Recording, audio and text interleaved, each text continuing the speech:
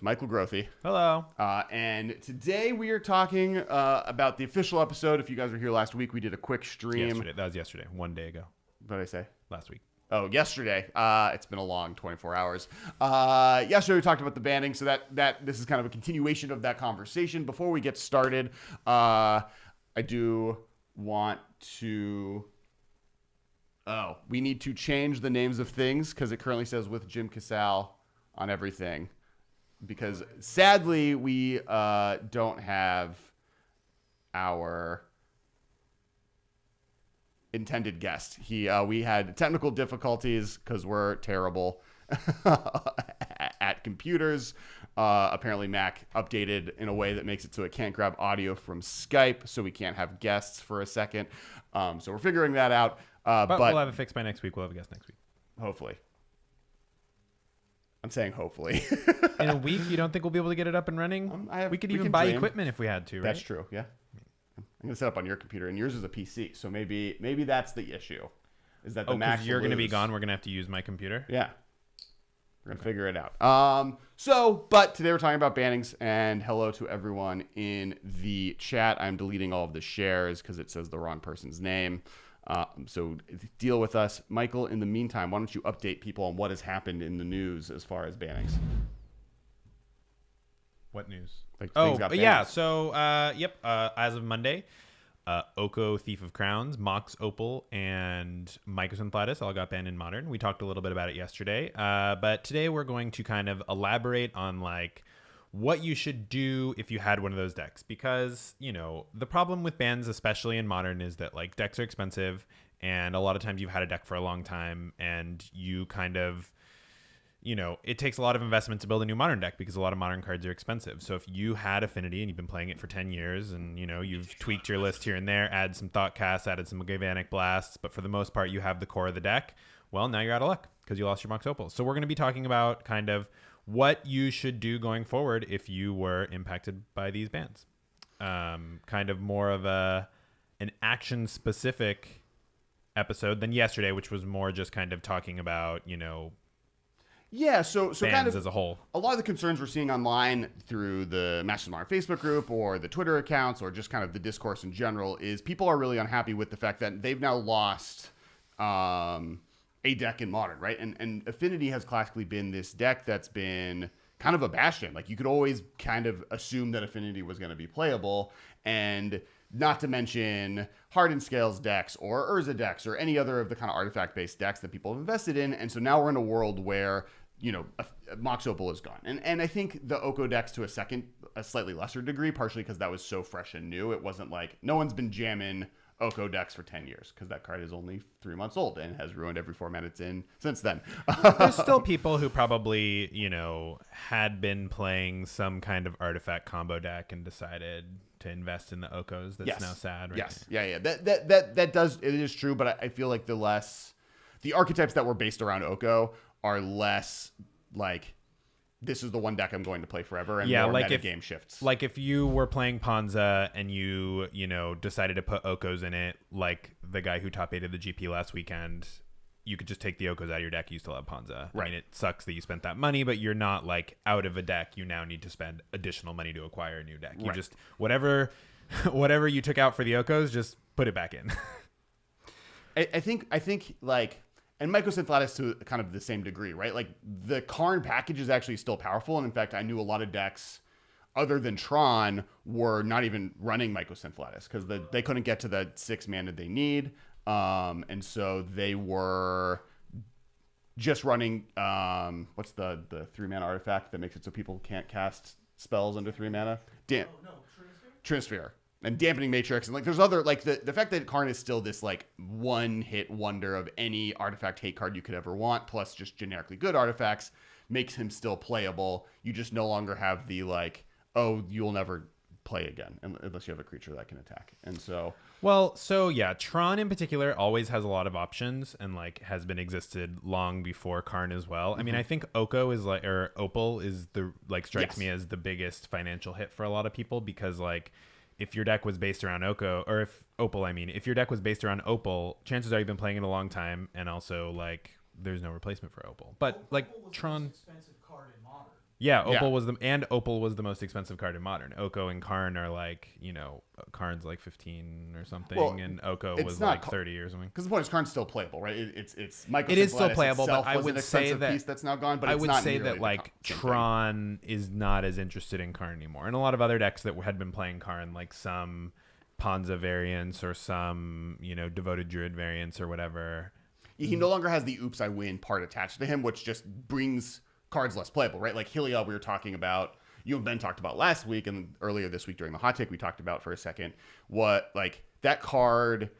One of the reasons it's playable is because even if it's bad, if you cast it without devotion, it still has "Oops, I win" kind of printed on it if you get the right other card. And then what hoops do you want to jump through that make it playable when you're not "Oops, I winning"? Because the "Oops, I win" makes it just at a base level worth putting in your deck. And I think Karn, all he asks is for a few sideboard slots. He asks for like 5 or so sideboard slots, and now he's like a good card. But you lost the "Oops, I win," and I think that does mean a lot of decks are just not going to be interested in Karn anymore. And I think like Tron decks are part of it. Now, if you are more of like an artifact-based toolbox deck anyway, like an Ensnaring Bridge deck, and you like have your 4th Ensnaring Bridge in the board and you grab it with Karn, that also enables you to grab a Pithing Needle or grab a Grafdigger's Cage or grab a Damping Sphere or a Worm Coil Engine. Yeah, I mean, but I think Tron in particular like didn't need that as much. It was more in it for the I win button, and they'll just go back to playing Ugin and Karn and Worm Coil Engine. Right, yeah. I mean, they have a lot of options, and because Karn is a newish card, chances are if you had Tron and you were playing it, you just play one of the other options now. Someone brought in slot in Mindslaver and Tron with Karn instead, because you can still just start looping it, I guess, would be the plan. Yeah, if you're Blue Tron, you can do the Academy Ruins Mindslaver thing. I mean, there are a lot of fringe decks that are hurt by these bans too, because like I do think the power of Karn, Oko, and Mox Opal can kind of like boost a fringe deck to the point where like it's competitive. Right. And those decks are going to be on a case-by-case basis. And I think Blue Tron is a little more fringy, I would say. Sure. But like Blue Tron has also existed since the format started, and you'll keep doing what you're doing. Right. Maybe you cut your Gifts Ungiven package and put in Karn, and now you just take out Karn, you put your Gifts Ungiven package back in or something, right? I mean, I don't know. Yeah. Well, I mean, and look at Death Shadow, right? Like Death Shadow exists in the format that it is as a format-defining deck because they banned Gitaxian Probe, making the like all-in double-striking Death Shadow decks from before Gitaxian Probe was banned like have to figure out different options, and then in the midst of that they're like, oh, this is just better than that original deck. Right. I mean, I think that had Gitaxian Probe not been banned, there would be a Gitaxian Probe version that was the best version. But I do think that like people have innovated on it a lot since then. Right. I mean, like you could directly trace the innovation on that deck from them being like, oh, maybe we should. Oh, what if we try Thoughtseize instead of Gitaxian Probe? And they're like, oh no, this is just like this is what the deck should have been doing all along. Now, I don't think Gitaxian Probe leaves that deck. I just think that they no longer play the double strike cards and all of that kind of stuff. Yeah. I do think. I mean, also like, and if you look at here, maybe Tron with Mycosynth Lattice mono green Tron is the best version of that deck with that available. But once you lose that, maybe mono blue Tron gets better because it can take advantage of that, or a blue green Tron variant gets better because it can take advantage of Karn better. But before, just being able to I win on the green one that's more efficient overall was worth it. It's true. I think that Karn in particular, like people are going to be forced, if they want to play Karn, to like think about it a little bit more and perhaps innovate more. Right. Similar to the Gitaxian Probe that you're saying. Yeah, it's like before you were playing Karn because he could just win the game and you had like some side plans, but for the most part you just grab Lattice, Right. And I still think 75% of the time. But now that you don't have Lattice, you have to kind of consider a little bit more carefully, how does Karn fit into my deck and how do I best utilize this card? More than just like, I'm grabbing Mycosynth Lattice 75% of the time anyway, it doesn't matter that much. And I think like there's decks like Urza was playing Karn towards the end there with obviously all the other cards they were talking about, but I don't think Urza goes away. I mean, we'll talk about that a little bit with Mox Opal. But, that's true. And like Urza and Karn get along, and there's a ton of Signet-esque effects that you could play that are just as good with those cards as Opal was in some ways, other than the fact that it's a bit slower. Yeah, and the Wurza decks like pre-Oko were playing Ensnaring Bridge. Right. And so they are a little bit more toolboxy with Whir of Invention. Karn also allows you access to your toolbox. You can play a slower game with Liquid Metal Coating, blowing up their lands one by one while you have an Ensnaring Bridge out. And I think Urza is really good with Ensnaring Bridge actually because He gives you the mana that you need to like dump your hand, Mm-hmm. and then once your hand is dumped, you can now like draw cards every turn with Urza by activating the 5 mana ability. And you don't like you still have action even though you don't have a hand. Not to mention if you're playing Thopter Sword combo, all your Thopters can attack under the bridge, and then you play your last card. So what are your thoughts? Like, so obviously, I think that Mycosynth Lattice ban doesn't affect Karn's playability. It does affect it from the like how often it will see play, but I think in a net positive of that banning, in my opinion, just from the perspective of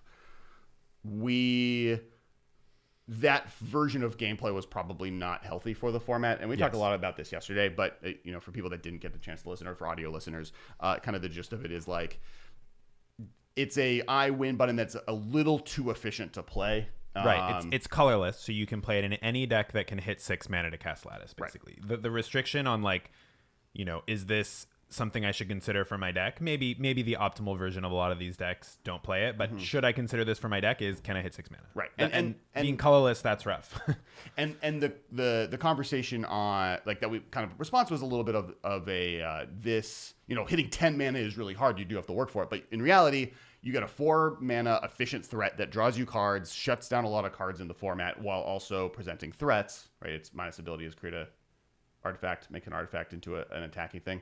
It's +1, make an artifact, or target artifact becomes a creature with non-creature artifact becomes a creature with power and toughness equal to its CMC. So that's how you destroy lands with Liquid Metal Coating, is you like make their land into a artifact, and then you make it a 0/0 with Karn. It blows up. And with Karn, you also have a threat basically built into the card that then starts drawing you the perfect answer to whatever your opponent's doing. That can also then win you the game on the 2 turns later, like and a regular slow version, mid-range version of the game, not including what Tron could do, which is just pump it all out at once. Right, and you need I think with Karn you need like some type of broad answer that's like kind of your go-to, and I think Mycosynth Lattice was that. And one of the reasons that I like Karn in particular in Ensnaring Bridge decks is because that can be your go-to card, where like Ensnaring Bridge is a broad enough card against a lot of strategies. Like it stops Primeval Titan from attacking, it stops zombie tokens from Field of the Dead attacking in the same deck, it stops Death Shadows from attacking anybody that wants to attack you to death. They can't do it anymore, right? And that's like so many decks. Jund can't attack you with Tarmogoyfs. Like it just makes it's such a broad answer. And then it opens up your like package of like, maybe I grab an Engineered Explosives, maybe I grab a Chalice of the Void, maybe I grab whatever. I mean, I think right now as I stand, Ensnaring Bridge might be my favorite card in Commander, even to that extent, because it's almost like in the Commander especially, but in Modern this has an effect too. Worst case scenario, you have a hand of cards, but then they just like can't hoof you, right? Or they can't attack with Primeval Titan because you have 4 cards in hand. Yeah. So and those are in Commander especially the bigger threats are the problem. And Modern has Primeval Titans running around, so even if you can't get your hand down to 0 cards where you're locking the opponent out of the game, being able to just prevent them from getting into you is really good. I mean, there's a reason that the mono red prowess decks are even running Ensnaring Bridges, because they have all their creatures are like 1/0s, and then they attack and then they pump them, so they can like go under the bridge, and you just, if you have anything that is bigger than a 1/1, you're not attacking them. And even 1/1s aren't that good because for some reason every creature in that deck is a 1/2. Yeah. So I think Karn has a lot of usefulness in the future. I don't think the lack of Mycosynth Lattice really hurts it. I think Mycosynth Lattice... I think lack of Mycosynth Lattice does hurt it. It does hurt it, but I think sorry, it does hurt it, but it's not like, oh, these decks are gone. But I think that like the difference is, it's not that like there were decks based around Karn, right? Yes, like I don't think any deck that had Karn in it was based around Karn. I think now if you're putting Karn in your deck, kind of does need to be based around Karn a little bit more. Like you need to be able to use his abilities more effectively. It's not just like, this is my win condition, I'm just going to play it, and that's it's like a backup win condition that you just slot into any deck. Now it's like something where you kind of need that effect, or your deck like really wants that effect or is going to take advantage of it before you put it in your deck, as opposed to like, this is my backup win condition, I play it and then I win. I think you are discounting a little bit the power level of just having the best toolbox card in the game currently, or in the format, while also having, other than maybe the green Fae of Wishes. creature tutors. You don't like Fae of Witches? Not as much as Karn. Okay. Fae of Wishes was like a 1/3, correct? 1/4 on the front end with flying. 1/4 with flying. Karn finds you 2 cards you want and creates whatever threat you want. Plus destroys lands. Maybe he Does finds Fae of 2 Wish things. destroy people's lands? It depends on what you grab. No. I mean, one card maybe. It can get Stone Rain.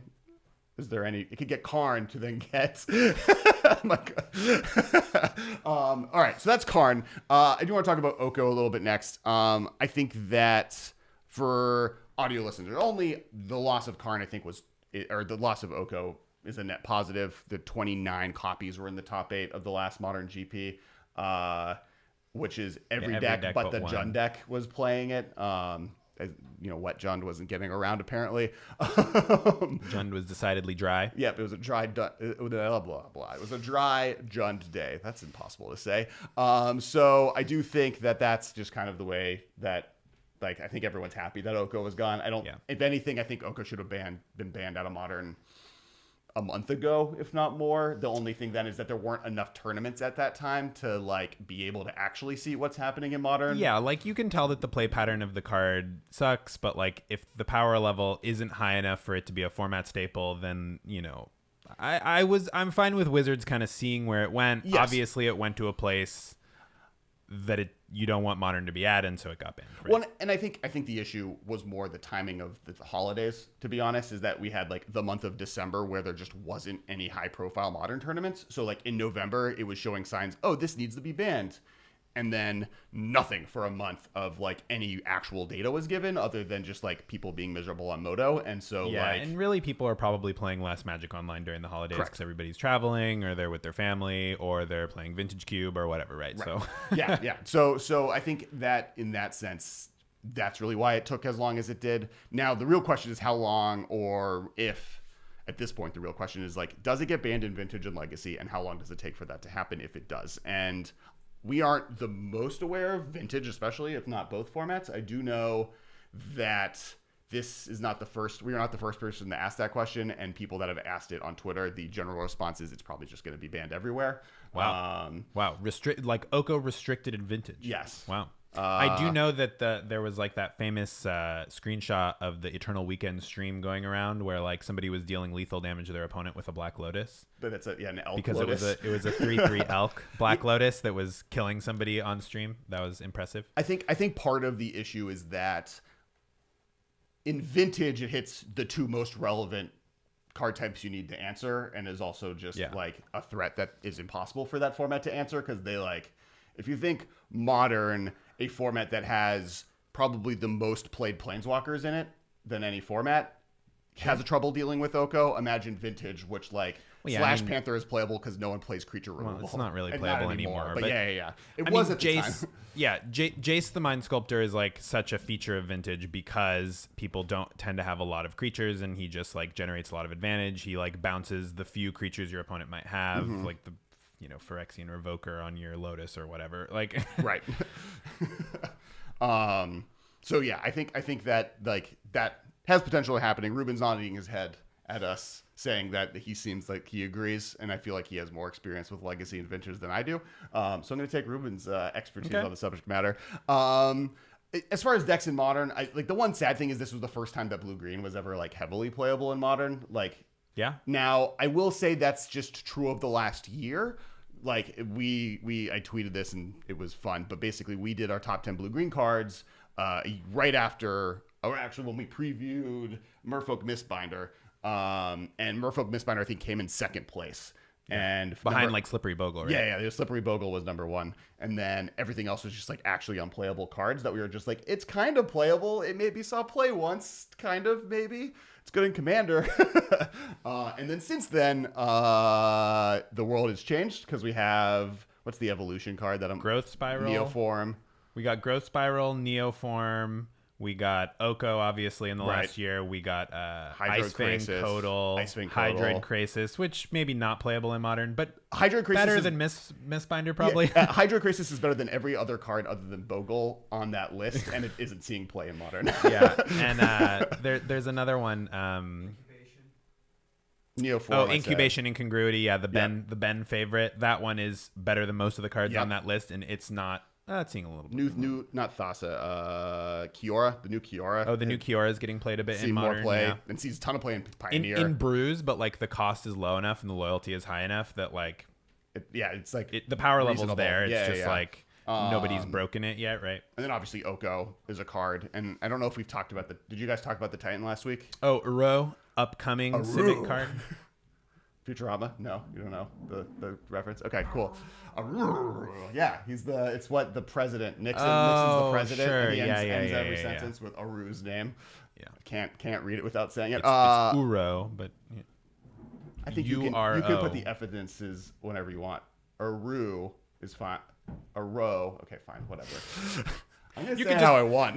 You can just put the letters in whatever order you want when you say words. Yeah, you can. You can. That's the rule. So one thing I do want to bring up before I continue for the people communicating on the chat is that we will be, Ruben is taking notes of questions, and we'll be doing kind of a questions and answers section at the very end of the episode. Please stick by because that will be something we're doing. So if you have questions, feel free to ask them whenever they pop into your head, but we're going to hold off on answering questions till the end. Yeah, partially just because we realize that for people that are audio only or just wanting to listen vibe, us getting distracted by the chat all the time. Now I'm keeping an eye on it for people that bring up stuff that's relevant just in case, but we plan on answering your questions at the end of the episode. But back to, how do you say it the real way? Uro? Ugh. Aru. Back to Aru. I didn't name the card. Yeah, it's so much better. Eventually we're going to kickstart a token series of just cards I say incorrectly. All of them. Need to get commissioned like Sage Rhino, like a rhino. What about that new creature that destroys an artifact in Theros Beyond Death? I'm not going to say it. You think that guy's going to see any modern play? I feel like I don't even know you could pronounce that one. It's enters the battlefield as a 2/2. I know the card. Let me bring it up for you. Specifically didn't remember how to say it. But I think that card's actually pretty good. And I think that actually replaces or is an addition to kind of the Titan decks, right? That's the one thing Uro people are pointing at. about. Yeah, Uro, yes. And the people that don't know, it's 1 blue and green for a 6/6. When it enters the battlefield, you may put a card into play from your hand and you draw a card. So when it enters the battlefield, sacrifice it unless it escaped. Whenever it enters the battlefield or attacks, which is classic Titan. Since it's like a perfect Greek, love it, an ancient Greek style Titan, but it's a magic Titan as well. It's like whenever the most it enters, meta. Yeah, it's good. It's good really that it's so good. meta. Whenever it enters the battlefield or attacks, you gain 3 life, draw a card, and you may put a land card from your hand onto the battlefield. And then it escapes for blue, green. An escape means you can cast it from your graveyard for its escape cost, blue, green, and exile 5 cards from your library. That was me exiling cards in my library. Yeah, in order to do that. So basically, on the front side, it's a 3 mana instant speed growth spiral that gains 3 life. Mm-hmm. Okay. But it gives you this inevitability of you have this big threat that you can continuously cast from your graveyard as long as you have cards in your graveyard. Right. Which in Modern, with fetch lands and thought scours and powerful 1 mana instants and sorceries and cycling cards and whatever, it's pretty easy to get to 5 cards in your graveyard and 5 other cards in your graveyard, and you can escape it pretty easily and have a big threat that you on turn 3 draw a card, gain some life, and put a land into play, and then on turn 4 draw a card, gain some life, put a land into play, and have a 6/6. Yeah. And doing that should not be difficult, considering that yes, you have fetch lands. In those decks, you also often have different things that search your deck for lands and put it in play, and then those go in the graveyard, and you have visions. Depending on what kind of shell you're putting it in. But yeah, it definitely is at home in a blue-green ramp style shell, which we're seeing a lot more in Modern because I think, the power of Oko in particular, but of green cards. I mean, there's a lot of Ice Fang, Kodal decks. You can play this guy in Collected Company because it only costs 3 mana. When it comes in, it sacrifices itself, admittedly, but you get it into play, you get the value off your Collected Company, right, and you can bring it back. Now, in Collected Company decks, hitting the escape is maybe a little bit more difficult because you're playing mostly creatures in your decks. You don't have as many cards in your graveyard, probably, but it's an interesting consideration, right? That its mana cost hits the Collected Company barrier. You kind of have to mention it anytime it's a green creature. Or a creature that plays well with green creatures, right, I suppose, right. like in the case of Heliod. I do think that so do you think that the Primeval Titan decks are now going to have the big target on their head, and could we see a ban out of those decks going into the next season? Is people are now in a little bit of a ban shell shock, and I feel like there is a chance that we're going to see more bannings soon, or they feel that way. Do you think that we're going to be walking into that format? Well, yeah. I mean, the last year of Magic has had a lot of bans. It's had multiple standard bans, which is pretty rare. Multiple, series of modern bans where we had Bridge from Below, and then Hogak and Faithless Looting, and then now with Oko Opal and Mycosynth Lattice. Which, by the way, the worst part about the Mycosynth Lattice ban is that that card is a nightmare to spell, and I have now had to type it like 30 times in the last 24 hours. It's just phonetic. I mean, I guess 2 T's. I think the fact that like neither of those are real words. Lattice is, but Lattice is harder because there's like I feel like there needs to be extra C's in there, or the E and the I are in different places, or there's 2 T's or 1 T. I have no idea. Mycosynth, though, not a real word. So every time I spell it, it's like it's red, real big squiggly line. It's underneath real it. like Greek roots, though, right? That means nothing to me. Like if anything, it wrecks me. Like synth, like synthetic, and then myco, like mushroom, like mycologist or whatever. Yeah. I mean, I assume that's what it is. It's okay. like a fake mushroom. It's a lattice of mushrooms. Fake mushrooms, specifically fake ones. Okay. Synthetic mushrooms. Synthetic mushrooms. I think that's what it's supposed all to be, mushrooms right? Synthetic? Are those real? They feel like aliens. They're not. They don't even fit in any of the other animal trees. Fungus. Yeah, it's its own. It's the fungus kingdom. Yeah, it's its own thing. Yeah. Okay, but anyway, we're talking about future banning. So yeah, with this like mushrooms taste like dolphin. bunch of standard bannings, which is highly unusual. We got Ren and 6 banned in Legacy. Legacy bans are pretty unusual in and of themselves because like not that much Legacy gets played compared to the other formats. So usually they're pretty slow on the trigger with Legacy. So Ren and 6 already banned in Legacy after not that long. We got like 3 rounds of modern bans, each banning between 1 and 3 cards.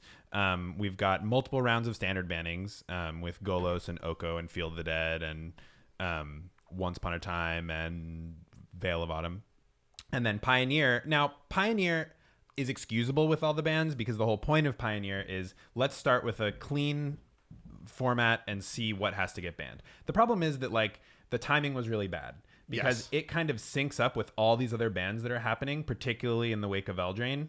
That like it just feels like something's getting banned from some format every single week. And if you're paying attention to every format and you just like want to know what's going on in the world of Magic, you can't avoid people being like complaining about bans or talking about bans or discussing what's getting banned next because like it's happening so frequently, and Pioneer really didn't help. Like the timing on it was poor. I like the concept of the Pioneer ban list in general. Like I think it's an interesting way to kind of build a format, and it's a good thing for them to test because this isn't the last format they're ever going to create. Right. But yeah, it's rough, right? And then like Historic randomly, like they had to suspend some cards, which they just suspended the cards that had been banned in Standard already. But it's just like if Pioneer had been launched a year ago, then we would be in a situation where that was a 5-month period where kind of nothing was happening, and it would have been like a really cool experiment to see Pioneer modified every week and had that happen. But because we were going through probably the worst banning period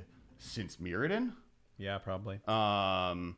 It just like escalates that exhaustion with the subject matter. What's interesting though, and one of the reasons I do appreciate Pioneer and everyone being sick of the way they did the bans is it's definitely slowed down the amount of people asking us like what we think of no ban list modern or like unban everything and reban everything, because like that would be miserable, and this is why. Yeah, you've seen it.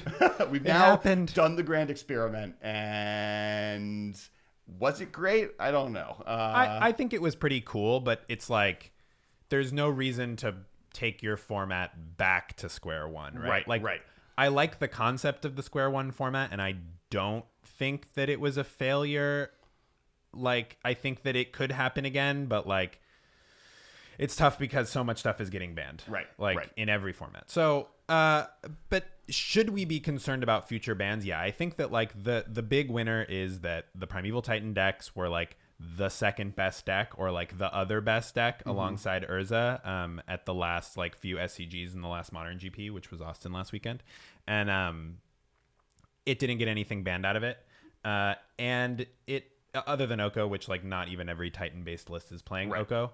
So you've got like Amulet Titan. There's like this Simic Titan deck that's just playing Field of the Dead, no Amulet, and just like doing it old school. That one was maybe a little bit more dependent on Oko, but again, like you don't need it. And then it's getting new cards, right? It's getting it's getting that Dryad that can go into a Valakut based Titan deck, which either now Valakut is like an alternate win con in your Amulet, or Amulet probably doesn't have room, but in your Simic Titan deck, where like if you have this creature out, you can go grab your 2 Valakuts or your 1 Valakut and just kill with that. You don't even have to play mountains. Like Well, you kind of have to play Scape Shift, I guess, but you don't have to play mountains Right. in your Scape Shift Titan deck because of this Dryad of the Elysian Grove, and that can be your backup plan. You just have 2 Valakuts in your deck. It sucks if you draw it, but with Once Upon a Time, you're like consistently finding what you need, and you're playing extra lands. So maybe a tapped land here and there that doesn't tap for any color is fine. Right. Yeah, so Titan is like getting some new tools, and it was like the best deck in the format. So I definitely think it's a deck to keep an eye on. I don't know if it's going to need a ban, but I think that it makes the Titan decks pretty tough to fight against because it's now pretty fast and has some efficient blockers like Arboreal Grazer and Dryad of the Elysian Grove. So it's like kind of hard to aggro it down. It's doable. I think it's still probably aggro, I would guess, is its worst matchup.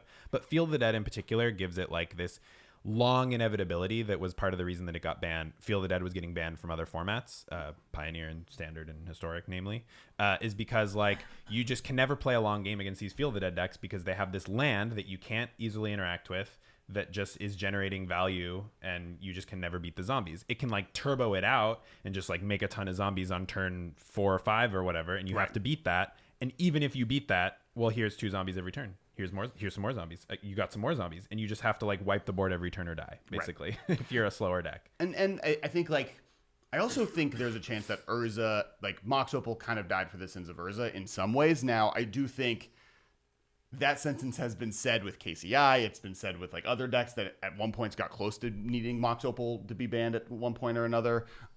So that's kind of here or there. Like I think Opal eventually had a target on its head one day, so with that, let's talk about Opal. But I do think Urza decks aren't going away. I think those decks are. Yeah, I agree. Like I don't think the deck was like I'm only winning because I have a like extra mana on turn 2 generally. Well, Urza is like the main deck that got 2 cards banned because most of the Urza decks at this point were playing Oko. Sure. Plus you have Opal, and they were a little bit more mid-rangey. Like they're playing a bunch of counter spells, and they're like kind of leaning on Oko as a major win condition. They're playing like Mystic Sanctuary to generate value and rebuy cryptic commands and stuff and do the cryptic command loop.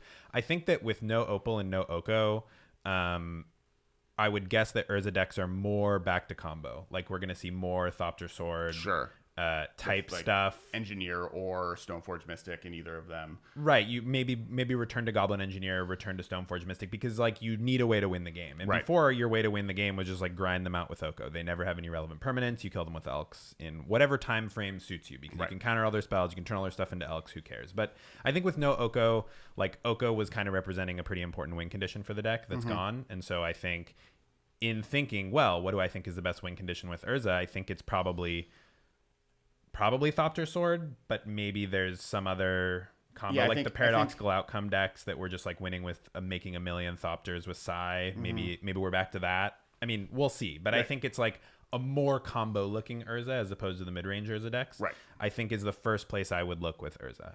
You lose some speed because of no Opal, obviously, but I don't think you need it. Yeah, the deck wasn't really ever about speed, right? Yeah. Like that's even before when it was combo heavy, before Oko was adopted by the deck was still kind of like I'm going to use hate artifacts to slow you down while I spend my time tutoring and gaining value off of my cards until I can combo and win. Yeah, I'm using War of Invention to find the Grafdigger's Cage to slow down this Dredge player so that I can combo them or whatever. Right. Like Opal got you set up quicker in the same way that it got like Lantern Control set up quicker, but it's not like, oh, because of this Opal I get to play, Springleaf Drum, Ornithopter, Cranial Plating on turn 1, go. Like it's not trying to do anything super fast and beat you up. It's just like, it just gets you set up faster so that you can start controlling the game. Opal's an interesting card too because, and we're going to talk about some lists that people, I asked Twitter earlier today kind of for different lists that people have, and I have some that we'll talk about, and there'll be links in the world. It's interesting with Opal because classically when people have a deck banned from them, the price loss of that deck, obviously playing it and the deck that they love going away is something that's sad, but also I've invested money in this thing and now I no longer have that money. For a lot of Opal decks, Opal was that investment, right? Like in Affinity, over time, they've reprinted most of the cards to the effect that they're not that expensive. I think now Ravager is the most expensive card after Opal in the deck. After that, everything's I think so. And in Hardened Scales as well. And Hardened Scales, the same kind of deal. And then in Lantern, I think like maybe the surgical extractions are up there, but for the most part, it's a pretty inexpensive deck. Lands, The lands, maybe, but they like have so many colorless lands, and because they printed the new artifact land, not artifact land, the new artifact. Inventor's Fair. No, that one. Spire Sure. of Invention. Yeah, Spire of Invention.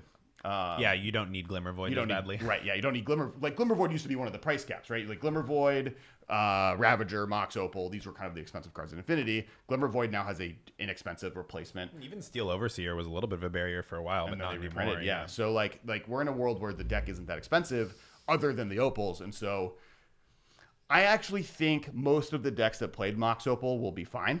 I think they'll be playable in some format. I think some are worse than others. And like, for instance, you know, the one of the lists that was sent is that Saffron Olive was playing kind of a budget version of Affinity. All right. So while you look that up, I think, Opal is like the roughest band to me. Everybody has kind of known that it's on the bubble. So if I was playing an Opal deck, I wouldn't have bought into it in the last couple of years, probably personally. And if I had an Opal deck, I would have spent the last couple of years maybe getting some pieces for a backup deck, because people have been talking about banning Opal for a long time. I mean, it's been like this busted mana accelerant that's been, you know, breaking a lot of stuff, and everybody kind of knew that Affinity is not super a problem, but like maybe Hardened Scales is, or maybe Eggs is, or maybe KCI is, or maybe like when they printed SRAM and everybody was about Cheerios, like maybe the Cheerios deck turns out to be good enough that you need to ban it. Kethis. Maybe Kethis is the deck that needs to ban it. Well, yeah. Like, I think yesterday I said Primeval Titan was responsible for the most cards on the ban list, and I think it's actually a tie between Grape Shot, Primeval Titan, and Mox Opal, right? Like, they all... I just don't... I mean, I get that, like, Grape Shot is gameplay that Wizards doesn't like, but it's not that good. Well, sure. It's more... I'm not arguing that other cards out of Storm need to be banned, but there are multiple cards on the ban list that are banned because of Storm. Mostly, yeah. Like, there's Seething Song, there's the one red for 2 that got killed originally, there's both of the blue cantrip spells. That's not just Storm. I don't even think Storm would be the best Magic. Ponder deck. Like, if they unban Ponder of Preordain, I don't even think Storm would be the best Ponder of Preordain deck. At the time, they banned it because of Splinter Twin, Storm, and those are the two main any combo deck. Yeah. I don't know if Adnaz was a big problem back then, but I think Adnaz would become a bigger problem if they had access to a better cantrip. But so you have those kind of decks. So you have Storm cards that were banned. Maybe it's not Grape Shot, it's the Mechanic Storm. But then Mox Opal, you have the Artifact lands, you have KCI, you have Second Sunrise. Like, the amount of decks that card has shown up in with cards on the ban list is larger than most. I guess, like, the only other card that you may be able to consider is, like, a Noble Hierarch, but that's just accidental. Like, I don't think that's the reason. But yeah, like, Green Sun Zenith and Birthing Pod are both on the ban list. That's not because of Noble Hierarch. Yeah. No, it's the Noble Hierarch's fault. But I think it's the ban that hurts the most, because people have been playing Mox Opal decks for a long time. It's like always seemed to dodge the bans, so it seemed relatively safe. And I think that it really hurts the deck a lot more than the other two. It's also the most expensive. So it's the most expensive out of the three. Yes. It's the oldest of the three. So it's not like you had been playing Tron and you just added Great Creator and now you can just take it out. Right. Like, your deck is based around it for the most part. And and decks are based around Mox Opal significantly more than they're based around Karn, or more than they're based around Oko, because those both tend to be like control pieces / backup wing cons that, you know, your deck isn't based around them. They're just kind of there being efficient, good cards that also win the game. Right. And Opal, like, decks are based around Opal. And so it's like, to the point where if you were playing Ravager Affinity, just like classic Affinity for years, maybe you switched to Hardened Scales when it got popular, and now you have Hardened Scales, like, your deck's pretty close to just banned, and like, you just need to buy a new deck. Like, I don't know if that's true, though. Like, well, tell me why it's not true then, Alex. well, first off, I mean, like, this is very early days in the format. Like, but Mox Opal giving those things a turn bump. First off, there's an argument that Affinity was already a dead deck, right? Like, yes, you can make the argument that, like, Jund just top 8'd and like Merfolk has randomly won a GP. Every GP where the most people tell me Merfolk is the worst deck in the format, it like wins that GP. So, like, not because it's necessarily good nor bad, but just because it's like an aggressive deck that a subset of players are are definitively invested in and get very good at, and so they're able to weave around opponents that are not as good at the format as they are and take advantage of that. And that are playing the hot new deck that was the right meta call, but they don't know how to sideboard against Merfolk, or they don't know how to sideboard against Affinity. Yeah. Like they cut the Stony Silence from their sideboard because Affinity was bad or whatever, and then you just run them over. Right. Like Affinity was also always the deck like the better Dredge was doing, the better Affinity would do, and part of that was just like you had to choose graveyard hate or artifact hate. What are you going to choose? And so, like, when that is your option, you sometimes forget that Affinity. Not to mention, if I had to pick one of those decks to play against the other one, I would pick Affinity to play against Dredge. Yeah. I don't know if I would pick. Sure, yeah. I think with Urza being around, is the issue is that it became Urza versus Dredge. Sure. Interesting that this year has been either Urza artifact decks were the best deck in the format, or Dredge/Vengevine decks were the best deck in the format. Like after Modern Horizons was printed, yeah. Since Modern Horizons, like it went through those two. Pre-Modern Horizons, we had more going on, I think, but Modern Horizons kind of like introduced really powerful cards that people wanted to build around, and many of them have just like been the best deck. Now, Primeval Titan is not one of them. Like Primeval Titan didn't get anything from Modern Horizons. Time for lands to come out on top. Like the cards that are bringing Primeval Titan decks to the forefront are not Modern Horizons cards. It's like Field of the Dead and Once Upon a Time are just like recent standard release sets. Cards that had to get banned in standard, admittedly, but. So some of the decks that people kind of have sent me, there's one that is like much more low to the ground, aggressive Affinity deck. Does it have Frogmite in it? No. Okay. It has 4 Mennite, 4 Ornithopter, 4 Arcbound Worker, 4 Bomat Courier, 4 Signal Pest, 4 Vault Scourge, 4 Galvanic Blast, 4 Shrapnel Blast, 3 Ghost Fireblade, and 4 Cranial Plating. And it has like Springleaf Drum and the Nexuses and the Blink Moths and Inventor's Fair and etc. Okay. So it's to like make up for the lack in speed of deploying your creatures. It gets some reach with burn, and it gets kind of a late game plan with additional equipment. Right. That makes sense. Yeah, and in Saffron, there's a video you can go to if you look up Budget Magic Artifact Blast Affinity on MTG Goldfish. You can find the videos of Saffron playing it there.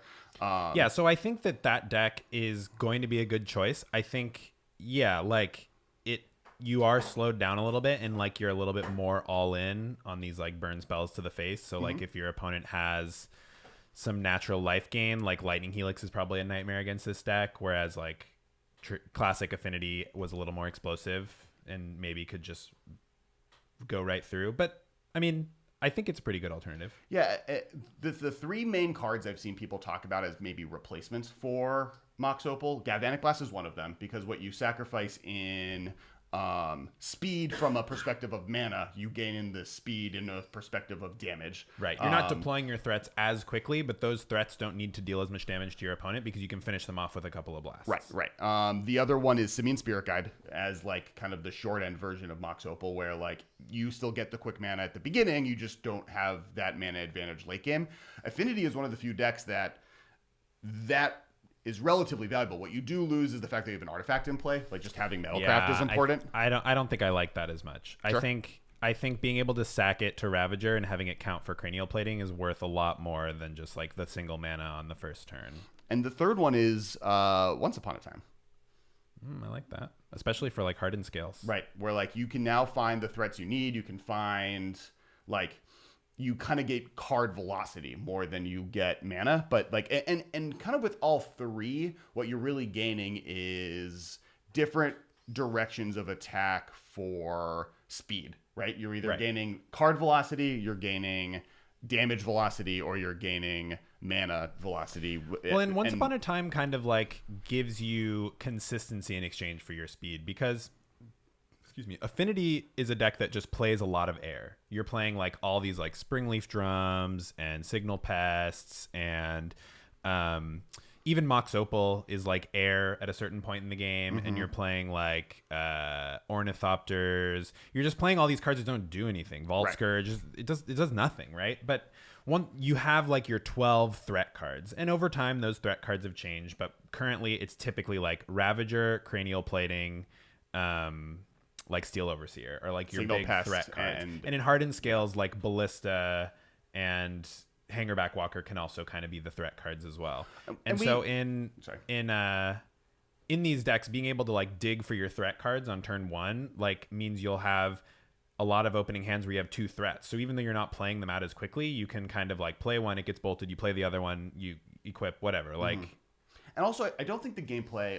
Well, you can if you go back. We did a really good episode on Affinity early on in the podcast. One of the reasons because this deck has kind of been almost unchanged for years. And like the game plan of the deck, and one of the reasons it was strong is because it was always attacking you with a spear, right? It was always like, here's a big threat you have to answer. But in the meantime, it was also attacking you on the wide end, right? Yeah. It was always like, you have to deal with this signal pest that has a cranial plating on it, but also here's my signal pest pumping all these ornithopters on the sides that you like aren't paying attention to, but are doing damage to you at the same time. So you block the cranial plating signal pest with your Birds of Paradise to chump or whatever, but you're taking 5 on the side. Yeah. And so like, and it always kind of had the ability to do both.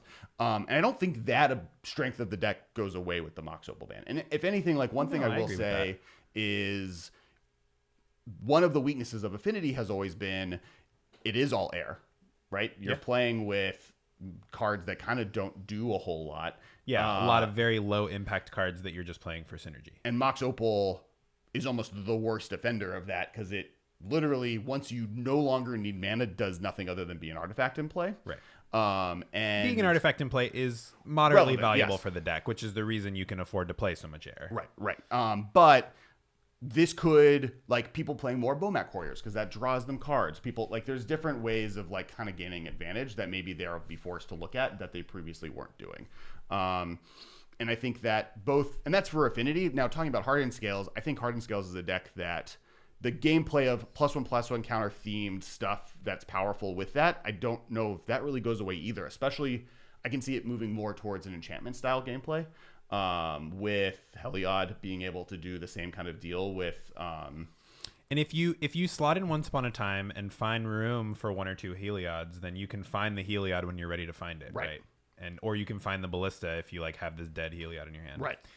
Yeah, that's interesting because Hardened Scales has always like been a little bit slower and grindier than Affinity. Like it's not as explosive. So losing Mox Opal maybe isn't as much of a hit for it. Yeah, I think that like it obviously getting a free Mox is powerful, and losing that does in general add a negative. But I think a lot of these decks can look at different ways in kind of the same way. I think Mox Opal was always better than Simian Spirit Guide, and it was just more powerful enough that it never had this happen to it. But almost every Simian Spirit Guide deck I've ever seen in Modern starts with 4 Simian Spirit Guide in its deck, and as the year goes on, it's just starts saving more and more of them for consistency versus explosivity. Yeah, but I think having a permanent in play is like something a lot of decks can take advantage of. Yeah, I think Mox Opal is just past that power level, and I think if anything, Arcbound Ravager is the one that gets hit the most by that last lacking, because it's the one of the things that cares about how many artifacts you have in play. Well, and plating. But I think that 1 pip on plating is less important than Ravager.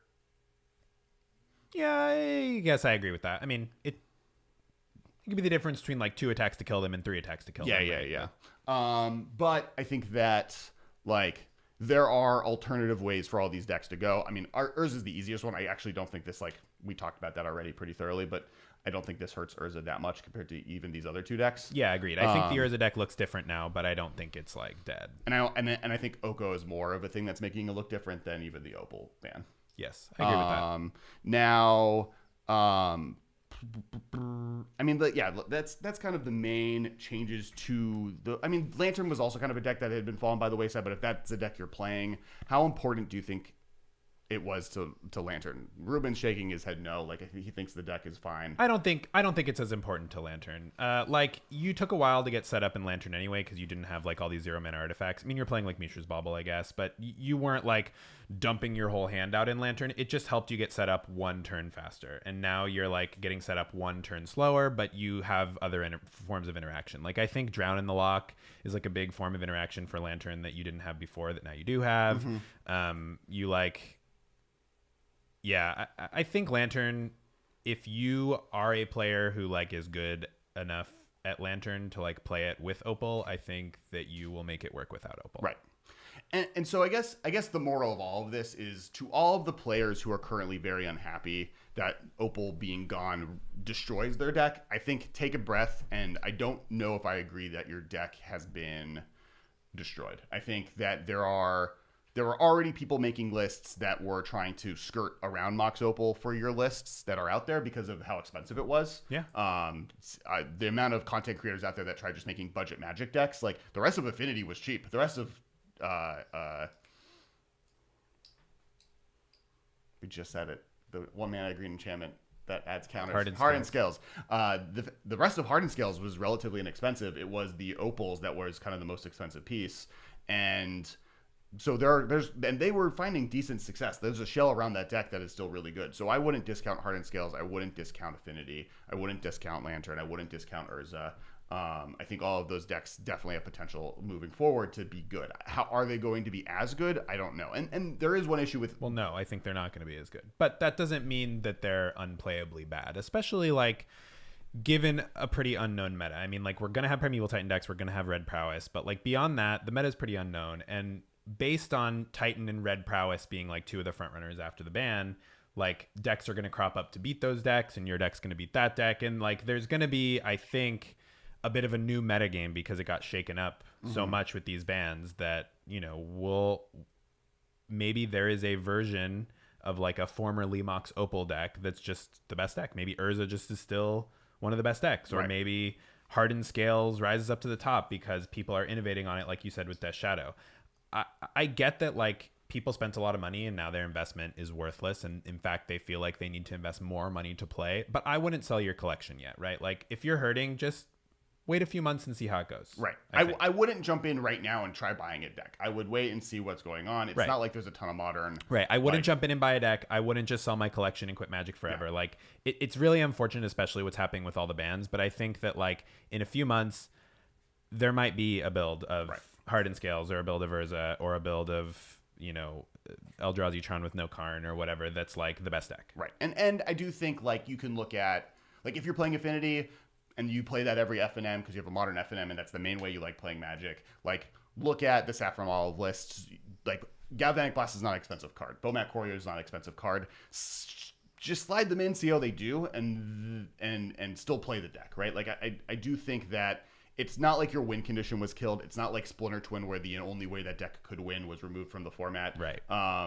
Or the other way it won was like 2/1 fairies for 3 mana that are bad without it. Well, yeah, it took a while, but eventually Blue Moon surfaced as like the twinless twin deck. But yeah, I mean, the Splinter Twin players were hurting for a long time because it took a while for somebody to figure out that like you can actually just play Splinter Twin with some random win con, and it doesn't matter what it is, just put Blood Moon in your deck. And like and you know, Birthing Pod decks eventually Coco happened pretty quickly after that, and there have been Malaria combo decks since then. Now all of these decks have fallen out of the wayside or gone better or worse over time, but that has more to do with the metagame shifts. Like I honestly don't think that Birthing Pod being legal in Modern right now makes that deck good, partially because of all the answers to Birthing Pod that are printed. We talked about that previously, but also because just like the amount of good removal with Fatal Push being in the format and other removal being in the format that just kills creatures. Like there's a reason like the Coco version of the deck is bad. And there's like a lot of fast linear decks now that didn't really exist at the height of Birthing Pod. Right. And so Birthing Pod maybe had a little bit more breathing room to grind you out. Like Birthing Pod is great when the format is aiming to be a turn 4 format, and Modern has been a turn 2-3 format for a while now at its fastest. It's not always that, but like Wizards gave up pretty quickly after Amulet Titan got banned at like really trying Summer to keep Bloom, you mean? Summer Bloom got banned. Amulet Titan, the card out of Amulet Titan, for a while, just because of how like it's plugging up, you know, a sinking ship with your fingers, right? Eventually, just enough holes keep popping around you. I don't know if I agree that Birthing Pod wouldn't be dangerous, but yeah, I think that like. Yes, Birthing Pod got Coco right after, and that's been a pillar of the format for years since, and it's been just as good, if not as good, without its key card, right? And Birthing Pod, even I would say, is more of a key card to the Birthing Pod deck than Mox Opal is to a lot of these decks. Maybe not to Affinity, but like it's not like Ravager got banned or Cranial Plating got banned. Aggressive artifact deck, I think. Like, and this is kind of my point. Like Affinity wasn't that good recently. It had the potential of doing what it was, but for the last, I want to say 6 months. It hasn't been the strongest pillar of the format, or even a strong pillar of the format. So yes, moving Mox Opal makes that deck worse, but it was already not in the best spot, and so maybe this forces it to play maybe a more resilient version of the deck. Yeah. And so I am excited to see the innovation that people come up with, to see the cool things you can play. One person sent me a list that was playing the new Forge, the 4-mana artifact. Oh, Mystic Forge? That's Forge. awesome. I do think Mystic Forge decks, had they existed in Modern before, would have been hurt a lot by the Mox Opal ban, but I'm very interested to see what a Mystic Forge deck looks like, particularly with no Opal. Also, someone sent an Experimental Frenzy, which are like very similar. Yeah. I've seen Experimental Frenzy Affinity before. Yeah. When it first got printed, it was like the version of Affinity, and then it turned out that it wasn't good enough, just like Affinity hadn't been good enough to be a top player, not to say not good enough to play and perhaps be successful with, but it didn't make it a top deck. Right. And who knows? Tempered Steel might make a comeback, which would be dope. I don't know about that. I like Ghostfire Blade more Tempered than Steel, I like Tempered Heliod, Steel. Hardened Scales, just Enchantress artifact. Play the Fairy, make it 4-color. I mean, Hardened Scales, the deck gets a lot worse the worse Ravager is, and the fewer artifacts you're playing, the worse Ravager is. What is there? There's no enchantment Ravager. Does that not exist? I guess there's like. No. People should play Boggles. There's also not any like 0 mana enchantments or even as many relevant 1 mana enchantments as there are artifacts. So That's true. Enchantment Ravager would be way worse even if it existed at the same mana cost with Arcbound for enchantments or something. Or not Arcbound, what's it called? Modular for enchantments. Yep. Cool. So the last question I have in regards to Affinity before we get into chat questions is, there has been a push on the internet, and even before this happened, there was a push for this to happen. And I think we even had Corey Burkhart on the cast saying that having all of them unbanned would be fine, but people are mostly talking about the one, and that is the mono green artifact land Tree of Tales. Do you think, A, do you think it'd be fine to unban? B, do you think that would offer cool things to the format? And C, do you think Wizards would even consider it? I think it is relatively interesting to unban artifact lands now that there's no Mox Opal. I think Mox Opal was a big thing breaking them. I mean, they're still strong with Ravager, but Affinity fell out of favor already with Opal. Now they have no Opal. Are artifact lands okay? Maybe. I'm not in favor of just unbanning Tree of Tales because I think it's like unintuitive that only one artifact land would be unbanned. Oh, unbanned, sure. There's two. Darksteel Citadel doesn't count because it's like out of the cycle. It Right. wasn't printed in the same set. It's aesthetically different. There's like a lot of differences with it to me. But Tree of Tales is like part of a very distinct cycle, and I think if people like see Tree of Tales in a deck, they're going to be confused. They're going to call a judge. They're going to be like, "What's going on here? Like, aren't the artifact lands banned?" Sure. And they're like, "Not that one." Yeah. Like, I don't know. It just feels weird to me for people who aren't like very dialed into the modern, like to the Magic current events. You know, like if you have a hometown GP, you've been playing Modern for a long time, but you're not like on Magic Twitter or whatever, and you go to a GP and you see a Tree of Tales, you're gonna be like I do think they're fine to unban. I mean, Corey argued that they just all were and fine to unban with Mox Opal. Like, he thought it would actually maybe make the deck worse in a world where people were playing Stony Silences and other ways to get rid of them, because it made the deck just that much worse against every hate card under the sun. Yeah, Shadow Storm. And like the opportunity to just get blown out if you Ravager your lands and them just like Path to Exile, Fatal Push, like, and you're just like, okay, was enough of a reason to just like, maybe they're fine then anyways. And then the fact that I do think that if I were to pick one of them to unban, I agree with you.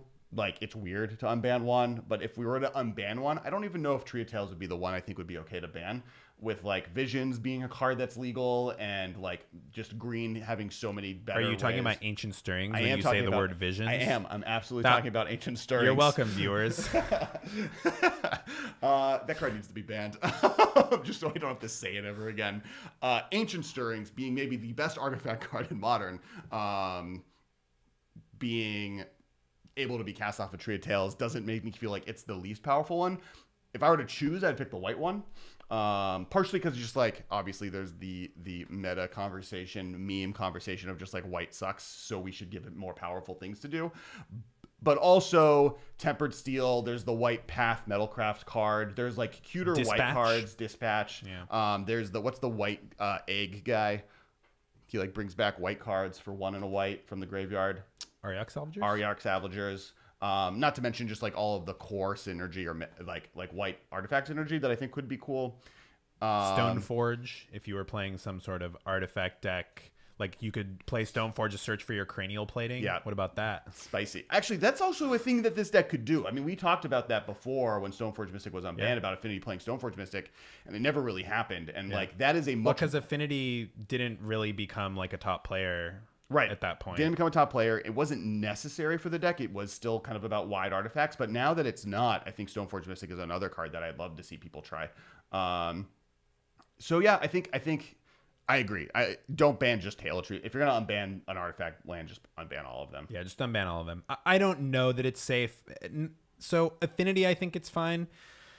I'm a little more worried about like other combo decks, like whatever Urza becomes. Like, how is it going to be able to use artifacts? I don't know. Like, I'd have to think about it a little bit. But like KCI type stuff, right? Obviously, KCI is still banned, so you're fine. But I think like KCI is the bigger that type of like, I don't know. I'd have to do some research to see if I think that'd be good. Yeah, I think yes, research would need to be done. I do think they're now higher on my list of safe unbans with Mox Opal no longer being in the format and KCI no longer being in the format, right? Like there's not that many things in the format that like sacrificing your artifacts is that good. And like Second Sunrise is gone too. Like there's not a lot of things you can do with it. Like they've been pretty good at getting rid of the things that sacrifice artifacts for combo purposes. Sure. Ravager being a creature that just like gets power and toughness is like not that busted. Like anything on the planet can kill a Ravager. Like I think every removal spell in the format can. Well, Ravager's harder to kill than you think because you can respond to the removal spell by piling everything on and putting it on your Ornithopter. And then I did it. You did it. Or put it on your Etched Champion or whatever. Right. So yeah, I think kind of the wrapping up the conversation. There are options for all of these decks that had these cards banned out from under them, and I wouldn't give up hope that those decks are bad. It sucks that those cards I wouldn't give up hope that those decks are going to be like unplayable, right? Because like Affinity and Hardened Scales in particular, they're not really the top dog. They haven't been the top dog in a while, but this doesn't make them like so much less playable that you need to take apart your deck, right? Right. And there are 100 different ways you can kind of try different things, and maybe one of those things is better suited for the metagame we're about to go into. And the other piece of that is at least Mox Opal is playable in every other format it's legal in, right? Like I don't think Legacy isn't good. And to be totally honest, the Legacy Affinity deck, the only difference between that and the regular one is the inclusion of artifact lands. Yeah, and probably sideboard cards. And some sideboard cards. And then like Vintage plays Mox Opals. Standard doesn't play Mox Opals. I don't know why I went to Standard.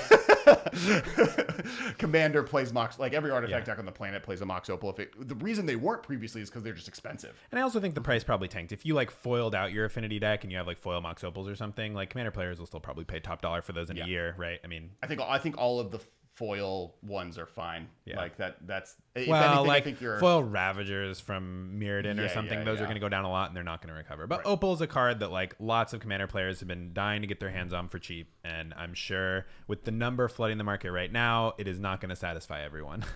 All right, so now that we are done with the conversation, let's answer some questions from the chat. I do have a question before we start. You were looking at the camera in a worried way. Did it stop recording at some point? It stopped recording when I pointed at you, but we still have this one. Okay, we have that one. Okay, so we'll talk with Marshall. I mean, we'll get him the audio from this so that he can put the audio out, and then it might be that just this lives at as the episode for the week. And all right, questions.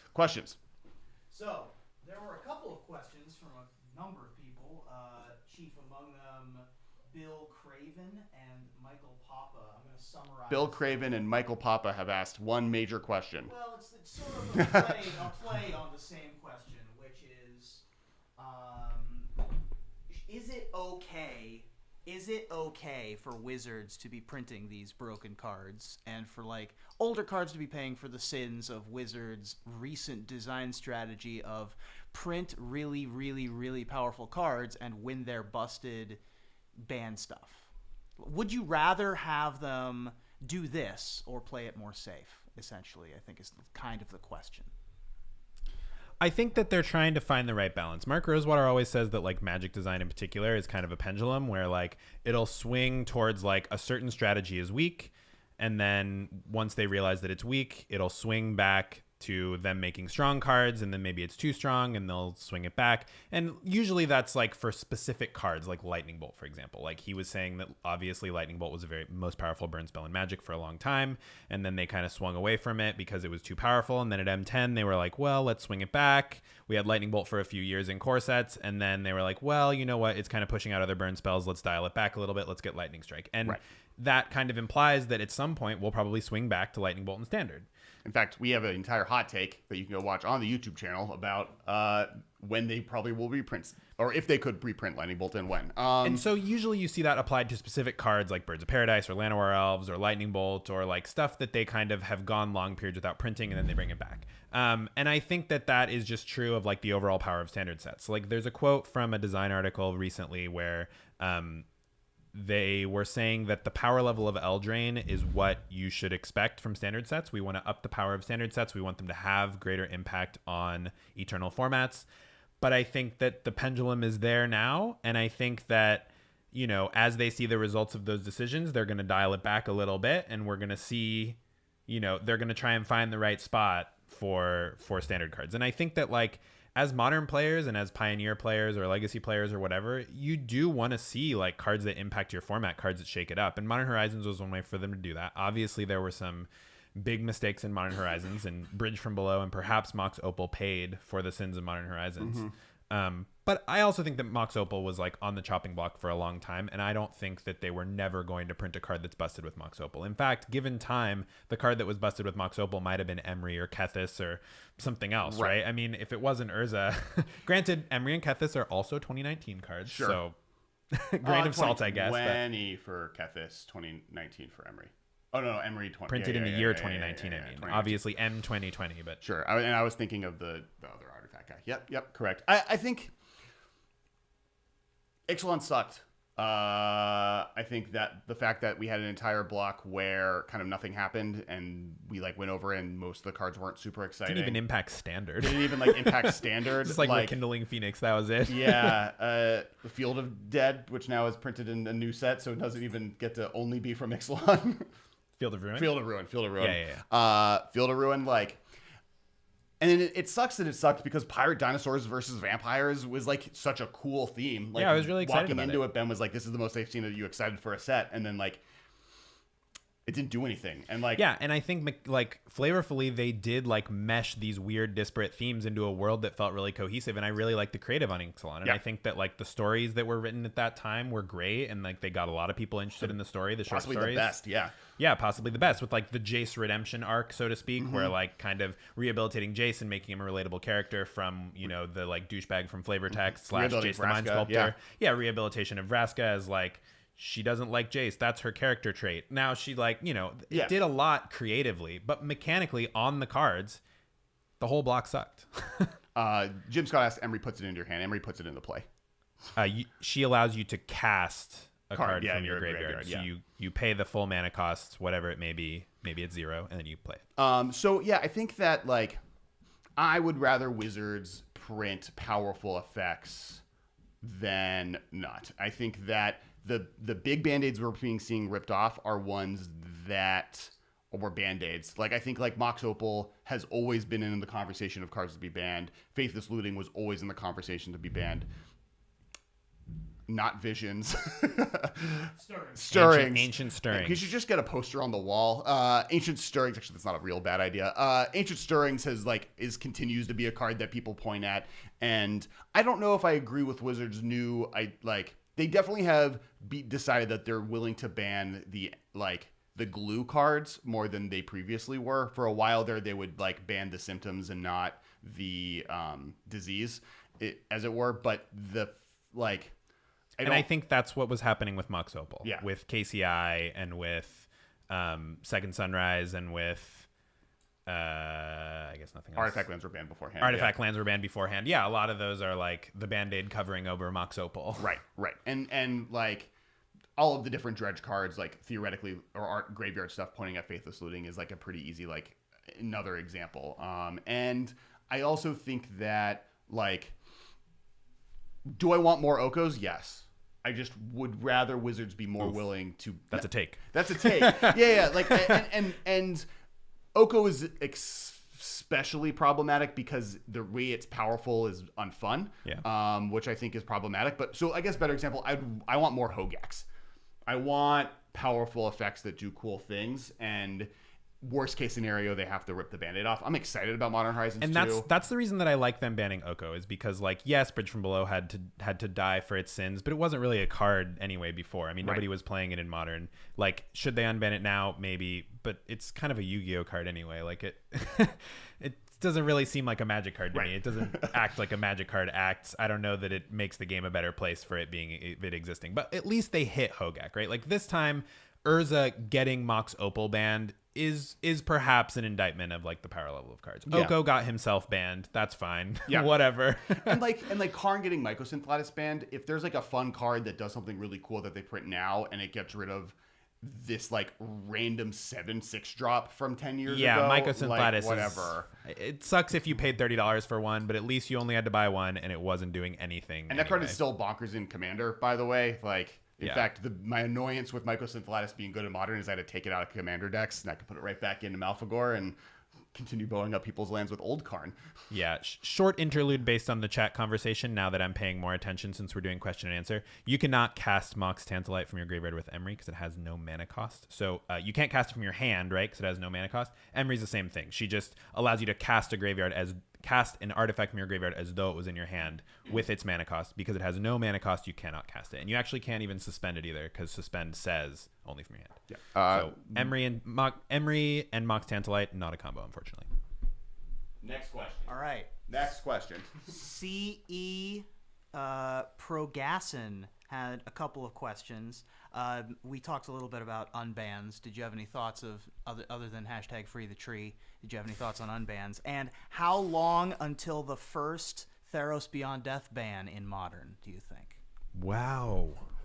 As far as unbans, unban Birthing Pod and unbans, I think I want to unban Splinter Twin at this point, but unban Birthing Pod for sure. I'm not a big fan of unbans. On that but arguing train. I'm not a big fan of unbans, but I guess Bridge from Below would be fine, I think. It's an interesting card. I mean, it kind of like makes Legacy Dredge tick in a way that makes Legacy Dredge one of the more unique decks in all of Magic.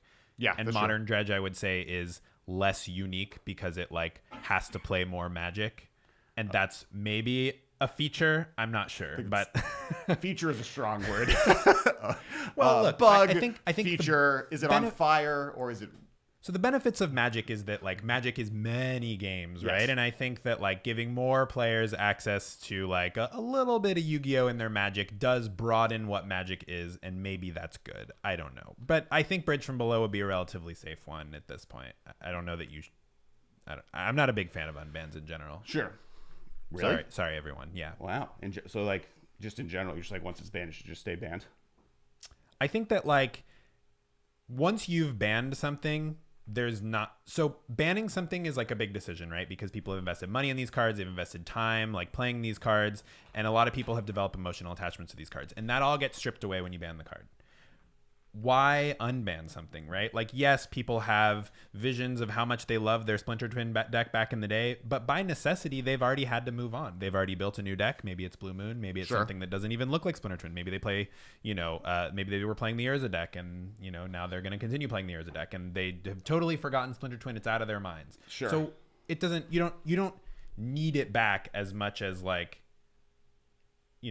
I feel like you've already moved on. I have a whole conversation about this. I will say that I disagree with you. Okay. I do think there is also a difference between cards that were banned out of Modern and cards that started banned in Modern, which is also a different conversation.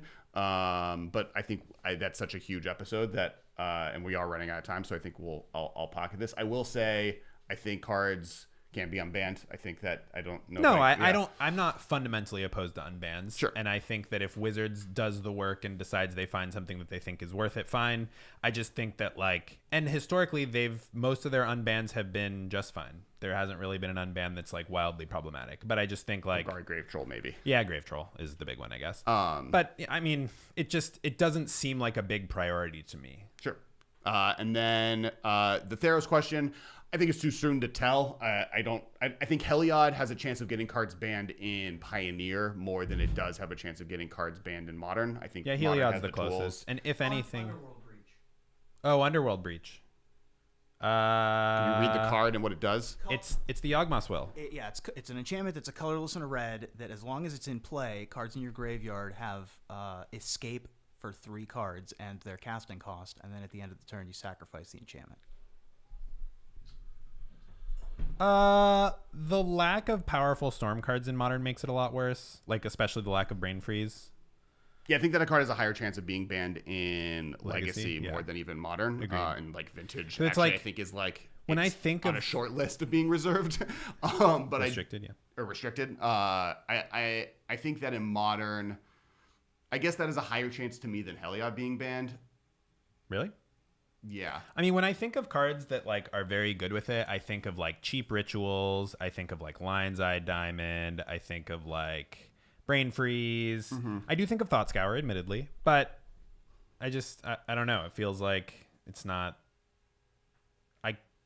Maybe I just haven't put in the work to think of a great Modern deck that contains the card, but I think it's much more difficult to break in Modern. But we'll see. Yeah. I mean, the power level's there, so it could break. There's just not something distinctly in my mind the way there is with Heliod, where it's like a very low effort I win button.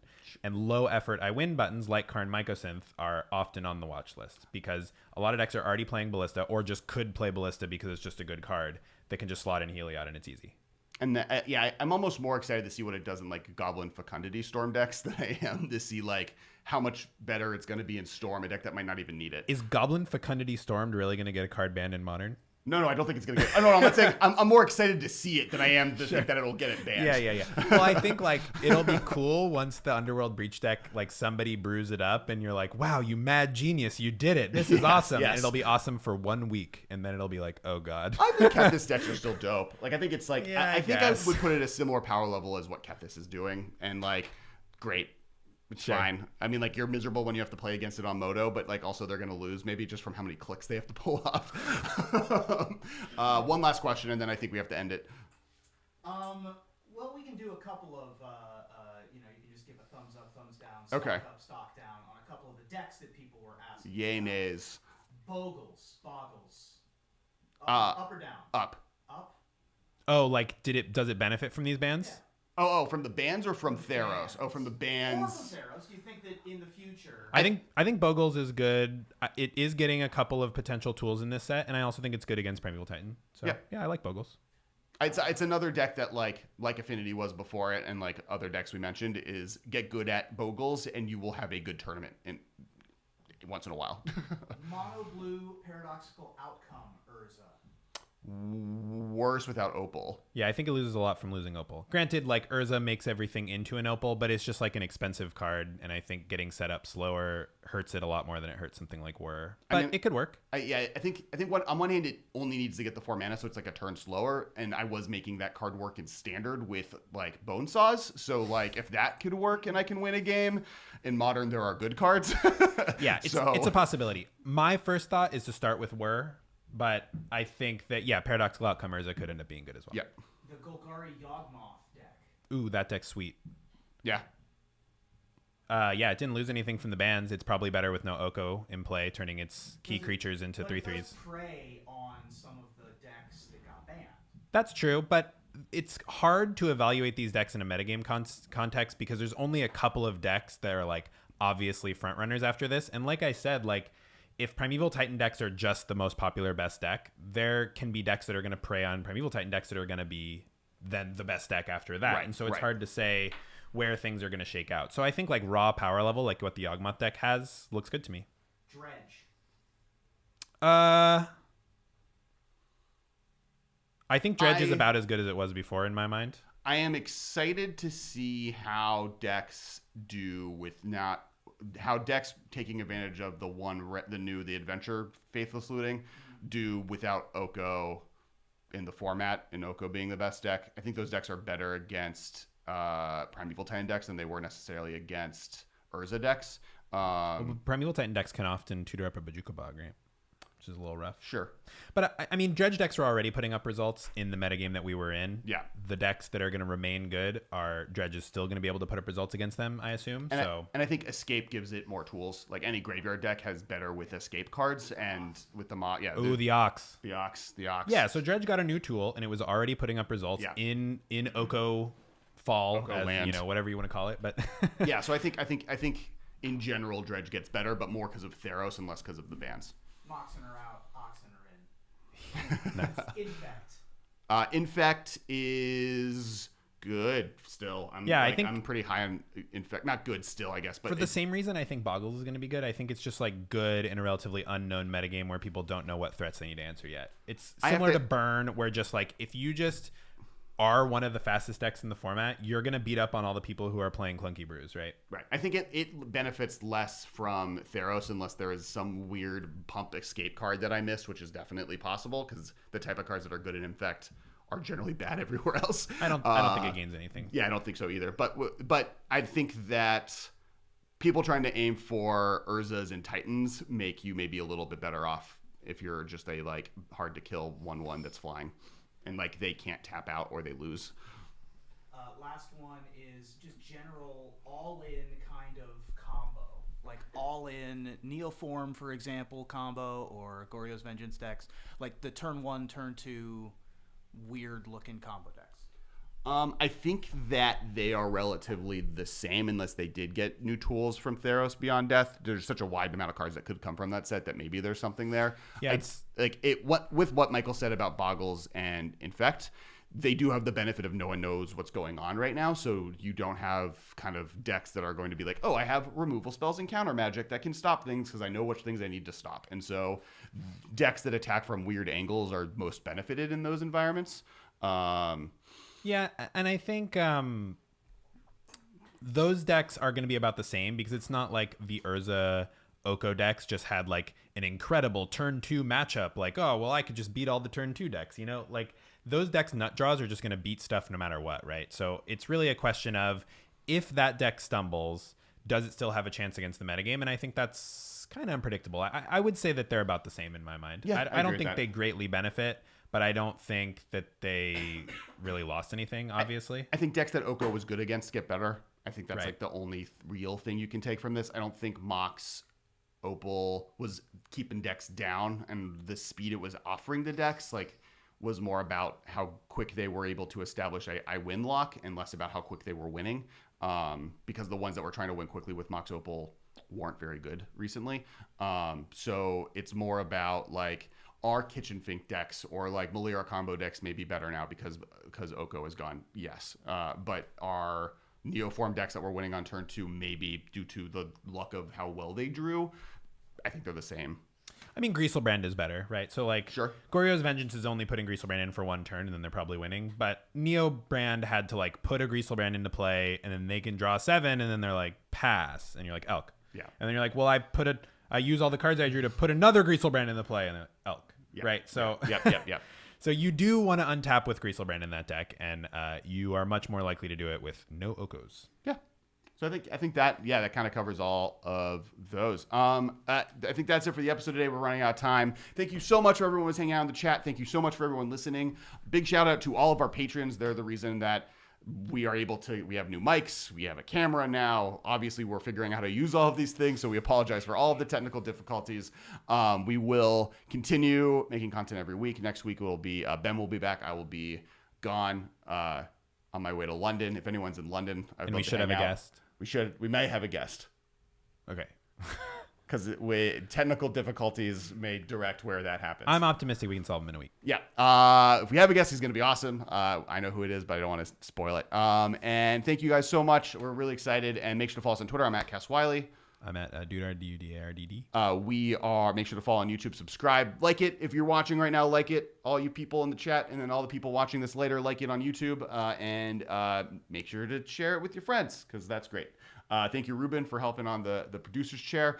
And big shout out to Jim Casal, who was not able to make it onto the cast, though he hung out with us for 30 minutes while we tried figuring it out. We will get him on in the future once we figure out how to have guests on the podcast. Thanks, guys.